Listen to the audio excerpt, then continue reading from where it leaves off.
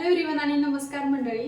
आज आपण गुढीपाडव्यानिमित्त गुढीपाडवा चटणी बनवणार आहोत। एक चटणी मी अशीही दाखवणार आहे जे आमच्या घरामध्ये मी लहान असताना मी पाहिलेली आहे की कशी बनवायची। तर चला सुरुवात करूयात रेसिपीला। तर गुढीपाडव्यासाठी ही चटणी बनवताना सर्वप्रथम आपल्याला कडुलिंबाची पाने घ्यायची आहेत। जुनी लोक कढीपत्त्याला कडुनिंब म्हणतात, पण कडुलिंब आणि कडुलिंब वेगळा आहे। कडुलिंबाची पाने मी धुवून घेतलेली आहेत आणि मिक्सरला ती मोठाड वाटून घेत आहे। इथे पाने धुवून घेतल्यानंतर वाटून झाल्यानंतर आपण ती दोन चटण्या बनवण्यासाठी सेपरेट बाउलमध्ये काढणार आहोत। तर सगळ्यात पहिल्यांदा मी एक चटणी बनवत आहे जी की पारंपरिक आहे। 2 चमचे कडुलिंबाच्या पावडरमध्ये आपल्याला अर्धा चमचा एवढी साखर टाकायची आहे।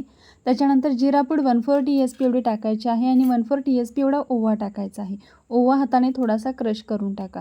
तसेच त्याच्यानंतर आपल्याला टाकायचे आहे सुंठ 1/8 टीएसपी एवढी, म्हणजे की जिरा पावडर। थोडंसं सैंधव मीठ टाकायचं आहे, नसेल तर रेग्युलर मीठ टाकलं तरी चालेल। हे व्यवस्थित मिक्स केल्यानंतर इथे आपली गुढीपाडव्याची एक चटणी तयार झालेली आहे।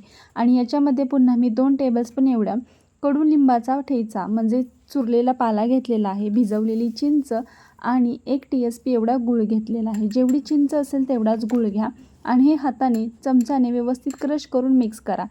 तर ही दुसरी पद्धत जी आहे चटणी बनवण्याची ही आमच्या घरामध्ये बनवली जाते। तर अशा प्रकारे इथं आपल्या ह्या 2 गुढीपाडवा स्पेशल चटण्या तयार झालेल्या आहेत ज्या की गुढीपाडव्याला बनवतात।